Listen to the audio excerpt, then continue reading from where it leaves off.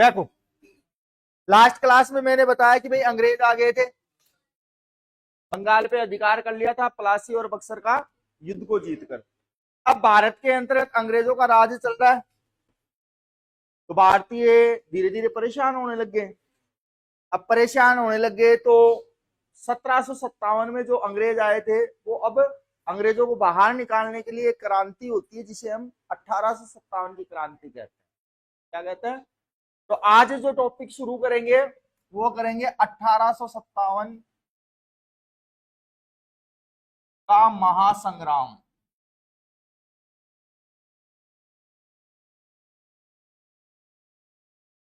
क्या लेंगे?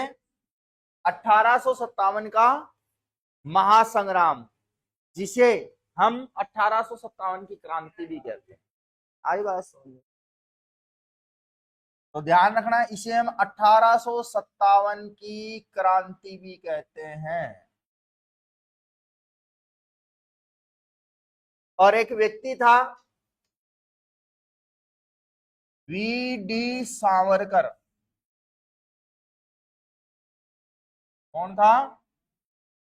We D Savarkar. इस वी डी सावरकर ने 1857 का जो महासंग्राम था उसे भारत का पहला स्वतंत्रता संग्राम कहा है। क्या नाम दिया है?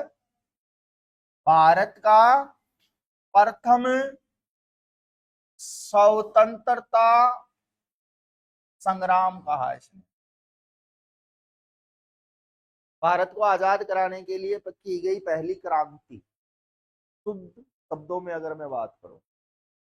अब 1857 की क्रांति के समय आप देखोगे तो किसान भी परेशान है लगान से, व्यापारी भी परेशान है कि इन्होंने इनके धंधे खत्म कर दिए, और राजा भी परेशान है। ये धीरे धीरे क्या कर रहे हैं, उनपे समझौते संधियां थोप रहे हैं और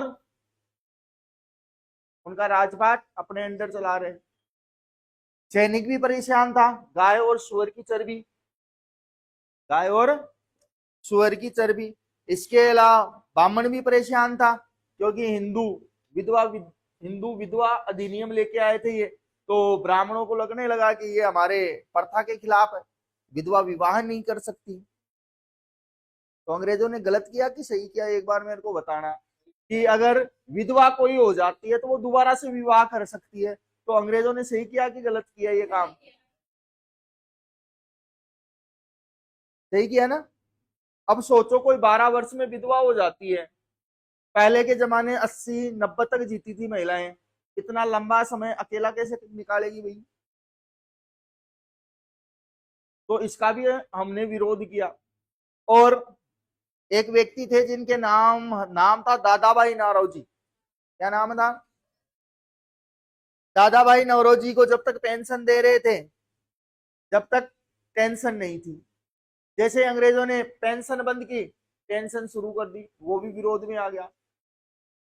तो हकीकत में अगर मैं देखूं या मैं अपने व्यक्तिगत रूप से कहूं, तो 1857 की क्रांति देश को आजाद न कराकर अपने अपने स्वार्थों के लिए की गई। कह सकते हैं क्या इन सभी कारणों की वजह से? कह सकते हैं क्या? भाई सैनिकों को गाय और सुअर की चर्बी दे दी, कारतूस लगे हुए, तो उनका धर्म भ्रष्ट हो गया, तो वो धर्म बचाने आए।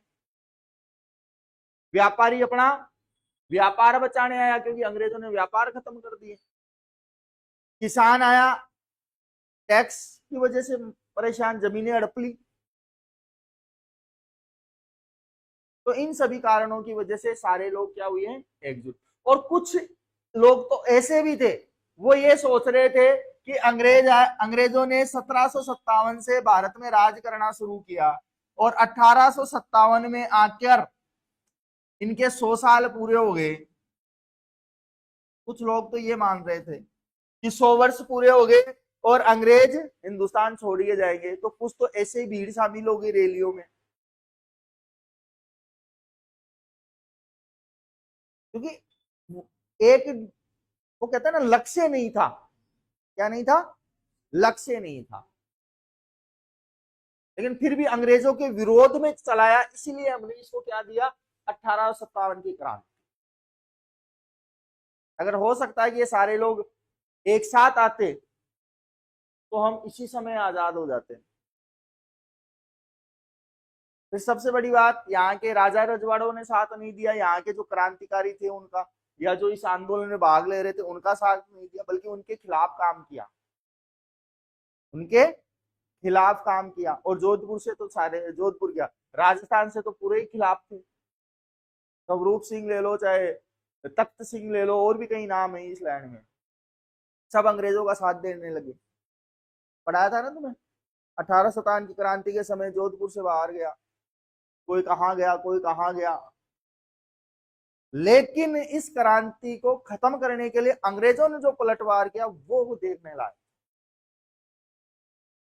कि ये लोग दोबारा से, हो सकता है कि ऐसा ही कुछ तांडव भारतीय लोग वापिस से कर दे। पता है अंग्रेजों ने क्या किया? तोप में लगाया, भरे चौराहे पे उड़ा दिया, खील खील बखर गए। क्या हो गया? तोप के मुंह पे लगाया और तोप के साथ ही उड़ा दिया इंसानों को। कईयों के सर कलम करवा दिए भरे चौराहे पे, कईयों को फांसी लटका दी। ऐसे भयंकर रूप से तांडव किया फिर अंग्रेजों। और भारतीय दोबारा एकजुट न हो तो हिंदू मुस्लिम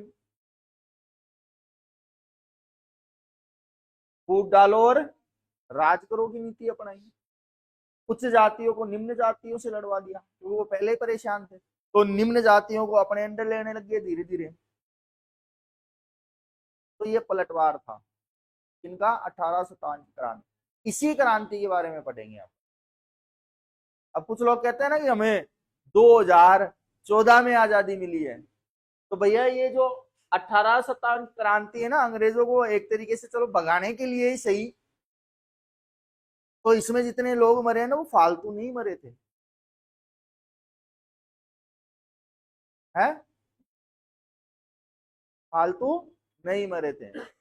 और लास्ट में जो 15 अगस्त 1947 को आजादी मिली, वो एक राजनीतिक आजादी थी अपनी। क्या थी?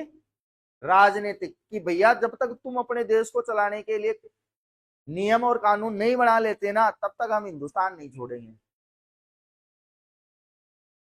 अब कुछ लोग कहते हैं ना कि भाई अंबेडकर का क्या संयोग रहा, अरे भैया वो नहीं लिखता ना तो अंग्रेज छोड़ के नहीं जाते।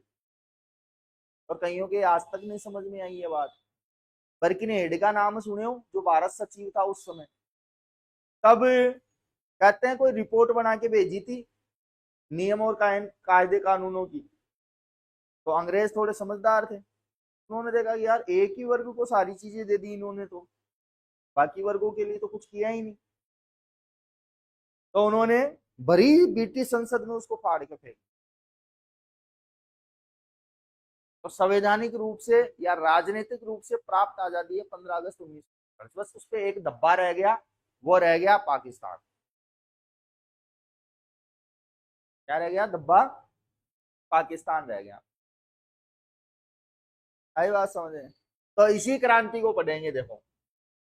तो भारत का प्रथम स्वतंत्रता संग्राम किसने कहा 1857 की क्रांति को?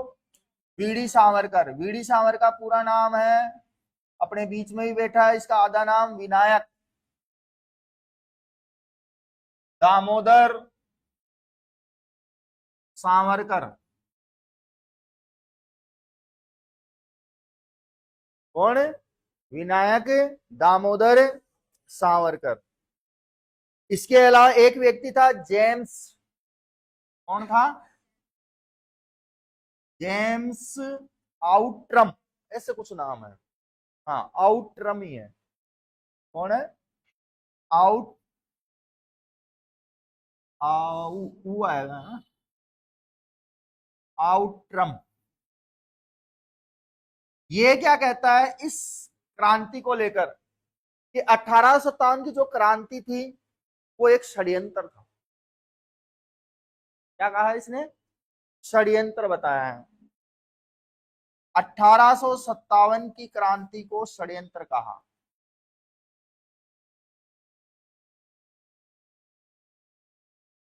अब ये तो कहेंगे ही अंग्रेज तो कहेंगे ही, क्योंकि इनको भगाने के लिए तो किया था। तो ये लोग क्या मानते हैं, इसको अंग्रेजों के खिलाफ किया गया एक षड्यंत्र। तो ये कुछ बातें हैं, बेसिक चीजें कि किसने क्या कहा, और इसी व्यक्ति के द्वारा बाद में सती प्रथा पर रोक लगवाई सबसे पहले। इसमें सती प्रथा पर रोक लगाने का कार्य किया, लेकिन बाद में लॉर्ड विलियम बेंटिंक आता है और वो कानूनी रूप से इसे गैर कानूनी साबित करता है और इस पे पूर्ण रूप से रोक लगा देता है। और अभी हाल ही में क्वेश्चन आया था पटवारी में कि सती प्रथा पर रोक लगाने वाला व्यक्ति कौन था, ऐसे कुछ आया था, तो लॉर्ड विलियम बेंटिंक है उसमें। या ऐसे आया था वो क्वेश्चन कि सती प्रथा पर लॉर्ड विलियम बेंटिंक द्वारा रोक कब लगाएगी, तो कानून तो 24 में बनाया, 29 में पूर्ण रूप से बंद कर दिया था इसे। और 1984 में भारत की आखिरी सती हुई थी दिवराड़ा सवाई माधोपुर सिक्कर में, ध्यान रखना। श्री माधोपुर, हाँ श्री माधोपुर, सवाई माधोपुर तो इधर पड़ता है, ठीक है। तो एक बार ये तो उतारो, फिर हम चर्चा करते हैं। ठीक है, आगे लेते हैं 1857 की क्रांति के कारण क्या थे।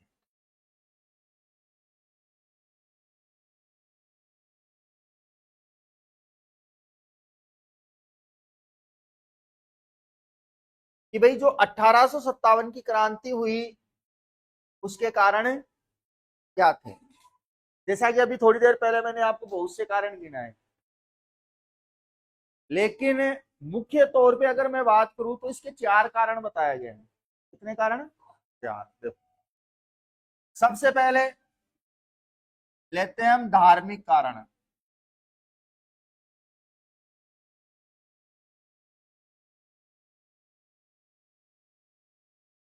सबसे पहला कारण कौन सा? धार्मिक कारण। अब धार्मिक कारण में मैंने आपको क्या गिनाया कि जो हमारी व्यवस्था थी या परंपरा थी जिसमें कुछ कुरीतियां थी, उनको अंग्रेजों ने धीरे धीरे क्या करना शुरू कर दिया, बंद करना शुरू कर दिया।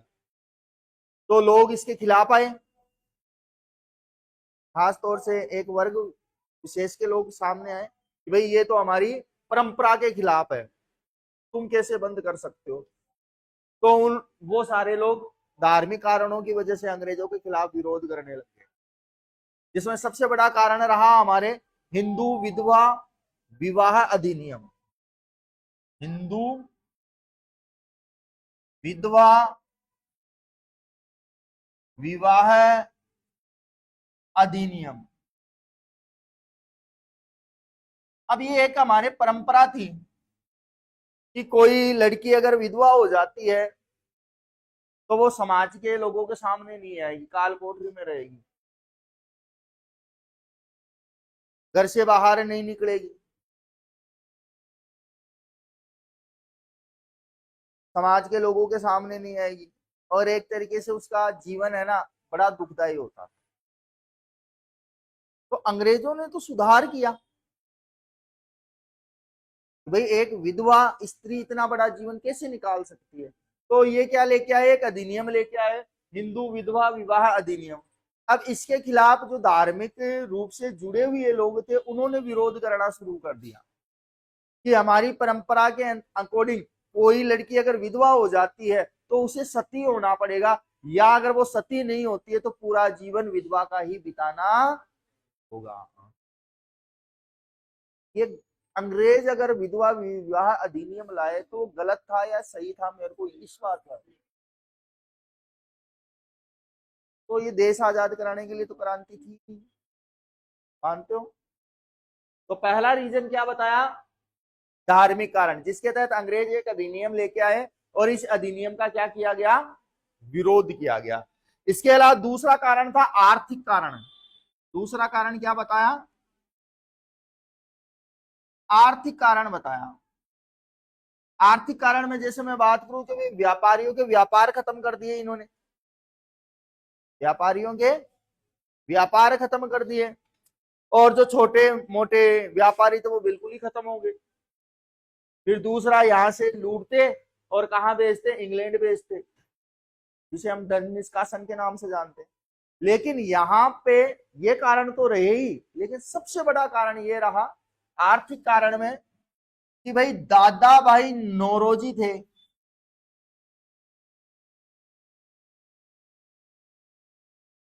इन भाई साहब की पेंशन बंद कर दी और ये टेंशन में आ गए। क्या कर दी अंग्रेजों ने, पेंशन बंद कर दी।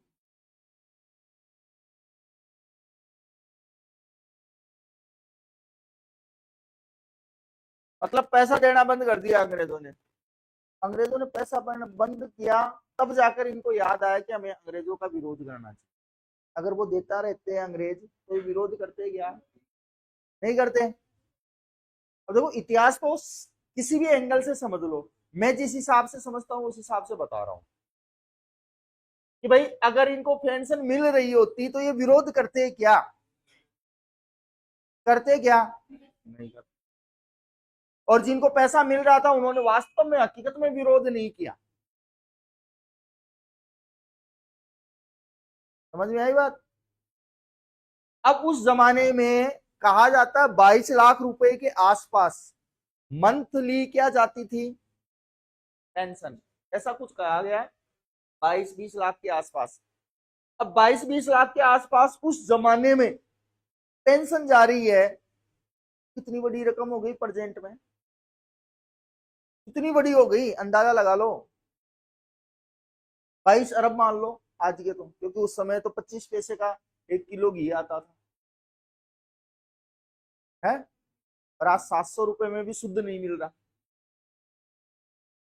असली घी तो वो होता है सर्दियों में, देखना पत्थर की तरह जम जाता है, और किसी का सिर फोड़ना हो तो उससे घी से भी सिर फोड़, ठोस पत्थर की तरह आता है, चमचा मुड़ जाता है लेकिन घी नहीं बाहर आता।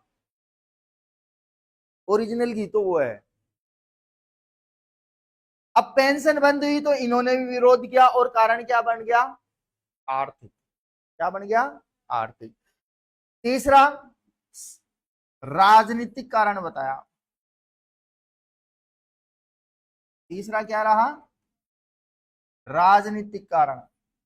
राजनीतिक कारण के अंतर्गत जो अंग्रेज संधियां वगैरह करते थे वो मेन कारण बना, जिसके अंतर्गत 3 संधियां है, जिसमें बताया सहायक संधि,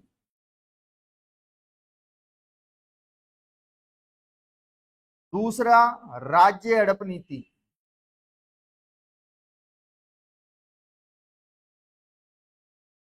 सहायक संधियों के बारे में तो मैंने बताया था कि राजस्थान के अंतर्गत आप देखोगे सबसे ज्यादा संधियां हुई चार्ल्स मैकफाक के नेतृत्व में। राज्य हड़प नीति क्या है, इसको इंग्लिश में कहते हैं डॉक्ट्रिन ऑफ लैप्स, ध्यान रखना। क्या बोलते हैं, डॉक्ट्रिन ऑफ लैप्स।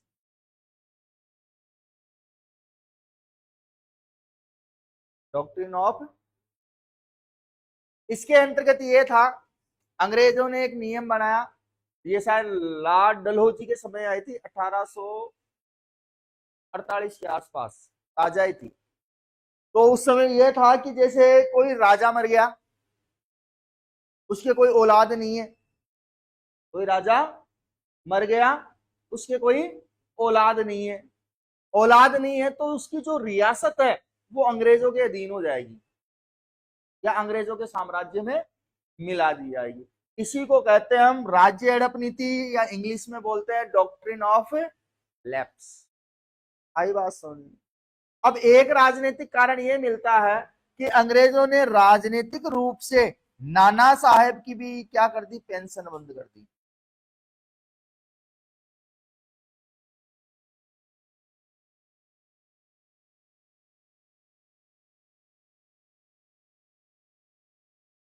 एक तो दादा भाई नारोजी की पेंशन, और एक किसकी पेंशन बंद कर दी।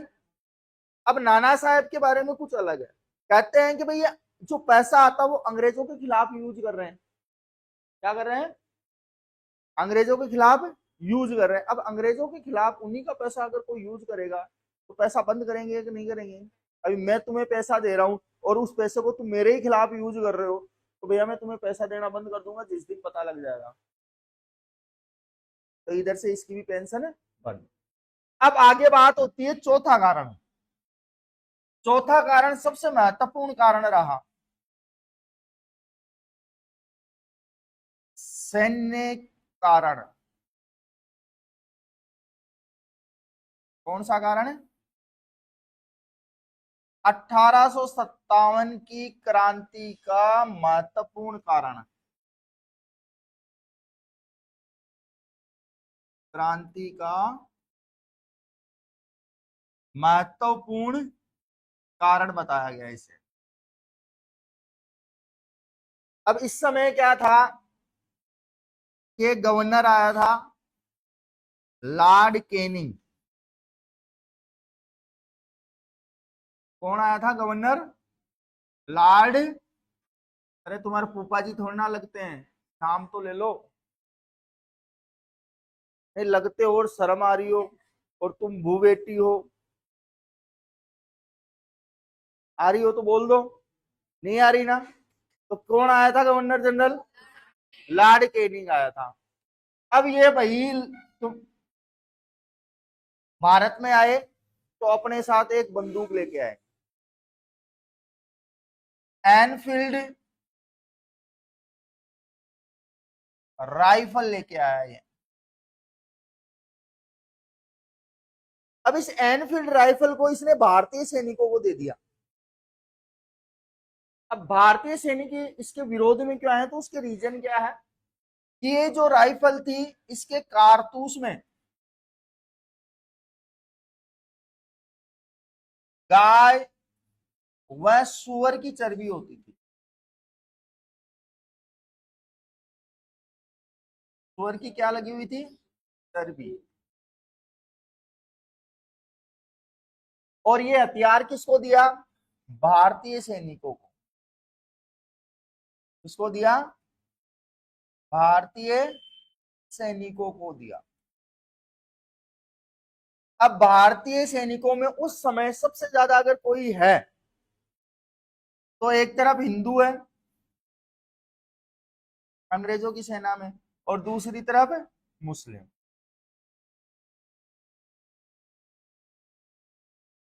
हिंदुओं के लिए गाय माता होती है, गाय को क्या मानते हैं? और मुस्लिमों में सुअर को क्या मानते हैं भाई? अरे क्या मानते हैं? मैं बोल नहीं सकता। क्या समझते हैं? हराम। क्या समझा जाता है? हराम। हराज हो गया। क्या समझा जाता है? हराम। इधर ये गाय को माता समझते हैं और माता का भोजन नहीं कर सकते। तो मेरे को एक चीज बताना, गाय के मीट को क्या बोला जाता है? क्या? बीफ, शाबाश। और सुअर के मीट को क्या बोला जाता है? वही है, जो चीज खाते हैं उसी का ध्यान रखेंगे। फिर बीफ कैसे याद रहेगा? नहीं बता। वन वर्ड में आता है ये इंग्लिश में। सुअर के मांस को बोलते हैं चेवनी। चेवनी तो बकरी का होता है। चेवड़ी क्या बोलते हैं? चेवड़ी, चेवनी होता है बकरी का। हंस क्या रहे हो? एसएससी में ऐसे क्वेश्चन आते, पुराने पेपर उठा के देखो, वहीं से पढ़ाया मैंने भी ये। देखो, अब भाई ये बंदूक किसको मिली? भारतीय सैनिकों को। हिंदू गाय की पूजा करते हैं, सुअर मुस्लिम को हराम समझते हैं। दोनों का धर्म भ्रष्ट हो रहा है। क्यों? क्योंकि जो राइफल का कारतूस आता है ना, उसको बंदूक में डालने से पहले उसको मुंह से खोलना पड़ता था। क्या करना पड़ता था? मुंह से खोलना पड़ता था। हाथ से खुलने की जरूरत नहीं, तो वो मुंह से ही खुलता है। अब मुंह से खोलते तो जो उसके ऊपर जो चर्बी बनाई हुई लगी हुई थी, उसको मतलब कि ऑयली बनाने के लिए, तो वो चर्बी मुंह में चली जाती थी। लोगों को पता लगा। पता कैसे लगा? देखो, एक दिन होता क्या है, मेरठ छावनी थी। कौन सी? यूपी में पड़ती है। यहां पे एनफील्ड राइफल लाई जाती है। क्या लाई जाती है? Enfield rifle. और इन एनफील्ड राइफलों को उतारने वाला व्यक्ति था मातादीन भंगी।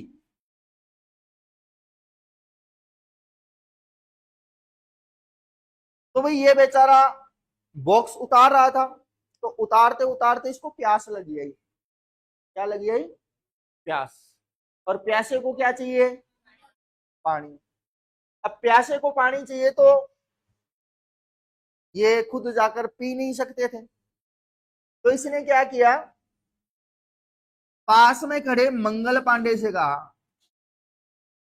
कि भाई पानी पिला दे,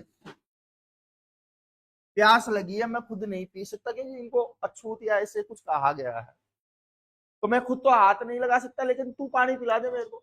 तो भाई ये ठहरे पांडे जी, इन्होंने कहा साहब नहीं, धर्म भ्रष्ट हो करवाएगा क्या तू मेरा? क्या धर्म भ्रष्ट करवाएगा क्या? तो ये बात क्या है, माता दीन को चुभ गई कि मेरे को पानी पिलाने से तेरा धर्म भ्रष्ट कैसे हो रहा है? तुम्हारा धर्म भ्रष्ट तो ये अंग्रेज कर रहे हैं, तुम्हारा धर्म भ्रष्ट तो ये अंग्रेज कर रहे हैं। कि कैसे? कि ये जो राइफल है ना, ये राइफल, इसके कारतूस में गाय और सुअर की चर्बी है। क्या है? गाय और सुअर की चर्बी लगी हुई है, जिसे तुम मुंह से खोलते हो और वो गाय और सुअर की चर्बी तुम्हारे शरीर में जा रही है। ऐसे तुम्हारा धर्म भ्रष्ट नहीं हो रहा? इसकी आंखें खुल, तो साला गाय हमारी माता है और सुअर हराम है, उसको हम खा रहे हैं। चर्बी क्या होती है? पूरी बॉडी का रस, और वो शरीर में जा रहा है। ये अंग्रेजों ने हमारा धर्म भ्रष्ट कर दिया। अब ये कहता है रे ऐसे बोलता है तू, क्या ऐसे बोलता है, मैंने तेरे को पानी नहीं पिलाया ना, तू मेरे को ऐसे बोल रहा है? ऐसे ही नहीं बोल रहा हूं, चल मेरे साथ, मेरे साथ है, चल। तो भाई मेरठ के उत्तर प्रदेश में ही वहां पे कारखाना था, तो मंगल पांडे और माता दीन भंगी कारखाने में जाते हैं और कारखाने में देखते हैं कि एक भगोने में तो गाय की चर्बी है, एक भगोने में सुअर की चर्बी है। और जो मौलाना जी का कारखाना था वो अपनी मजबूरी में काम कर रहे थे साहब, इसीलिए तो यूपी में सबसे ज्यादा बुच्चड़ खाने हैं। है कि नहीं है? यूपी में है? अरे बोले, यूपी में है कि नहीं है बुच्चड़ खाने सबसे, जहां पे पशु काटे जाते हैं। ठीक है। अब इन कारखानों में जाकर मंगल पांडे देखता है कि वास्तव में मातादीन जो बात बोल रहा था वो सत्य है। और वो मौलाना जी से भी पूछता है, मौलाना जी ने, वो जो मुस्लिम व्यापारी था, उससे भी पूछता है कि ये जो कह रहा बात सही है क्या, कि कारतूसों के अंदर गाय और सुअर की चर्बी लगी हुई है क्या? तो मुस्लिम व्यापारी कहता है कि सही कह रहा है साहब।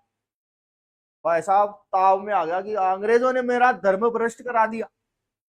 भागा भागा आया मेरठ में, बंदूक उठाई अपनी, और अब बंदूक वो वाली नहीं, अब बंदूक वो बारूद डाल के, छर्रा डाल के, वो वाली उठाई और निशाना लगाया, ढेचे, और अंग्रेज अधिकारी खत्म।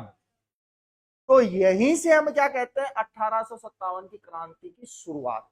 तो शुरुआत करने वाला तो ये व्यक्ति था, क्रांति की शुरुआत तो मंगल पांडे ने की, जबकि माता दीन भंगी 1857 की क्रांति की चिंगारी लगाने वाला था, मतलब आग लगाने वाला था।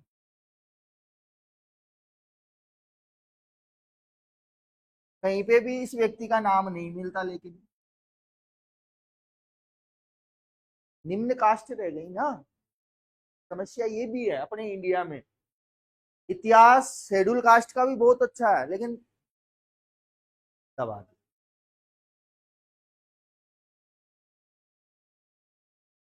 धन सिंह कोतवाल थाने में आग लगा दी थी।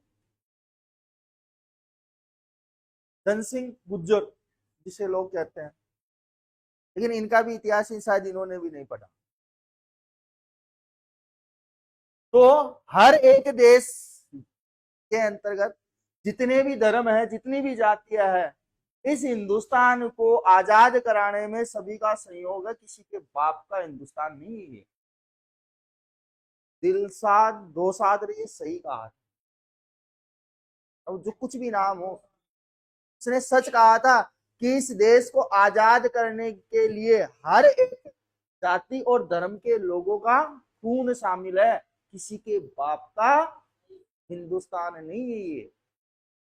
आई बात समझ में? तो हर एक वर्ग से अपनी अपनी कम्युनिटी आई है, और उन्होंने भारत के लिए, चाहे वो अपने क्षेत्र के लिए लड़े हो, लेकिन क्षेत्र था तो भारत का ही है। अरे हाँ या ना? तो मेन मुख्य कारण जो रहा 1857 की क्रांति का, वो कौन सा है? किसके समय हुई? मेन कारण क्या था? क्यों था?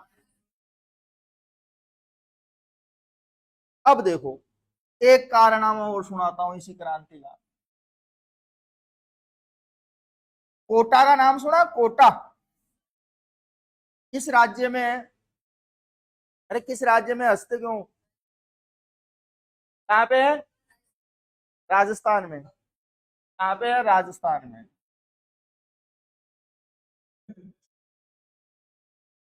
अरे कोठा नहीं बोला, कोटा बोला है। जिस जगह का तुम सोच रहे हो ना, उसका रोड नंबर भी पता है, बताऊं क्या तुम्हें?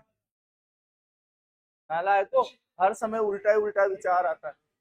और वो भी अंग्रेज अधिकारी ने ही बनवाई थी रोड। उठा के पढ़ लेना इतिहास, क्योंकि तुम्हें अभी तक पढ़े नहीं सही तरीके से कि इतिहास क्या चीज है। ठीक है, देखो, राजस्थान के कोटा के अंतर्गत एक व्यक्ति था, मेहराब खां। अब कुछ लोग कहते हैं ना कि क्रांतियां कहां से आती है, तो भाई क्रांतियां कभी भी कोई अमीर वर्ग से नहीं आई है। क्रांतियां कभी भी अमीर वर्ग से नहीं आई है, भारत में ही नहीं, पूरी दुनिया में जाके इतिहास पढ़ लेना तुम लोग। क्रांतियां हमेशा निम्न वर्ग से आई है। क्रांतियां हमेशा निम्न वर्ग से उत्पन्न हुई है। मेहराब खां अस्तबल में काम करने वाला व्यक्ति था। यहाँ पे अस्तबल, जहां पे घोड़ों को बांधा जाता है, साफ सफाई करने का काम हुआ करता था। और एक व्यक्ति था लाला हरदयाल।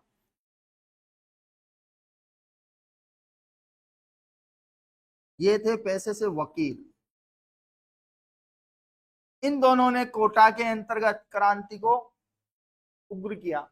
कैसे? कहते हैं कि कोटा के अंतर्गत जो अनाज आता था, एनफील्ड राइफल तो थी, लेकिन कोटा के अंतर्गत जो गेहूं या खाने की चीजें आती थी, उसमें पशुओं की, गाय और सुअर की हड्डियों का चूरा मिलाया जाता था।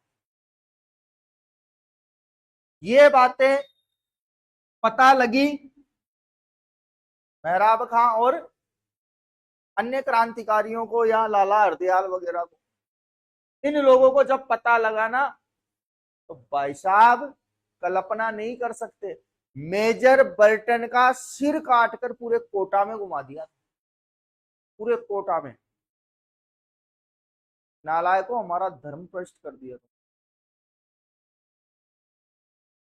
ठीक है, कभी किसी पैसे वाले ने क्रांति की क्या? और ना कभी करेंगे। ना तुम्हारा अडानी करेगा, ना अंबानी करेगा क्रांति। क्रांति करने के लिए निम्न वर्ग से ये आदमी निकलेंगे। नहीं पता, नेपाल उठा के देख लो। नेपाल उठा के देख लो। जैसे पहले नंबर लगा अफगानिस्तान का, फिर नंबर लगा पाकिस्तान का, फिर नंबर लगा श्रीलंका का, फिर नंबर लगा बांग्लादेश का, फिर नंबर लगा कल परसों में नेपाल का, अगला नंबर किस। पर सभी का एक रीजन पता है कि जनता ने वहां की सरकारों के खिलाफ आंदोलन क्यों किए। उनको भागना पड़ा, उनको भागना पड़ा। सभी में उठा के पढ़ लेना, सभी को भागना पड़ा। जितने भी बड़े बड़े बनते थे ना, सूरमा में, फलाना में, ढीमका में, वो सारे भागे जनता के सामने। रीजन क्या था? सबसे बड़ा भ्रष्टाचार। जो नेता अब तक कह रहे थे ना कोई भ्रष्टाचार नहीं हो रहा हमारे, भाई साहब जब महंगाई बढ़ी और बेरोजगारी बढ़ी ना, तो लोग सड़कों पे आ गए। नेताजी तो वोट होंगे ना तभी तुम्हें याद करेंगे, जिस दिन वो नेताजी बन गए कोई मतलब नहीं। और जिनको नहीं पता हो कि लोकतंत्र क्या होता है, कुछ लोग कहते हैं ना कि लोकतंत्र ठीक नहीं है। भैया लोकतंत्र का असली मतलब क्या होता है वो मैं बताऊं। लोकतंत्र का मतलब होता है जहां पे नेता या सरकारी कर्मचारी के पास में कोई व्यक्ति ना आए। अगर कोई व्यक्ति आ भी जाता है तो उसकी सेवा के लिए दोबारा या तो नेता जाए या कर्मचारी जाए, तब जाकर सही मायने में लोकतंत्र पूरा होता है। लेकिन यहाँ उल्टा सिस्टम है, और यही सिस्टम भारी पड़ा है इन देशों को। अफगानिस्तान, पाकिस्तान, श्रीलंका, बांग्लादेश, नेपाल, सारे के सारे अपने आप को तानाशाह बनाने में लग गए और लोगों को फालतू के मुद्दों में उलझा दिए। फालतू के मजे, ये तुम्हारा दुश्मन है, चिहली तुम्हारा दुश्मन है, बौद्धिस्ट तुम्हारा दुश्मन है, जैनी तुम्हारा दुश्मन है, सिख तुम्हारा दुश्मन है, फलाना वो दुश्मन है, फलाना वो दुश्मन है। इन्होंने देश बर्बाद कर दिया। हिटलर क्यों मरा था? हिटलर क्या कहता था?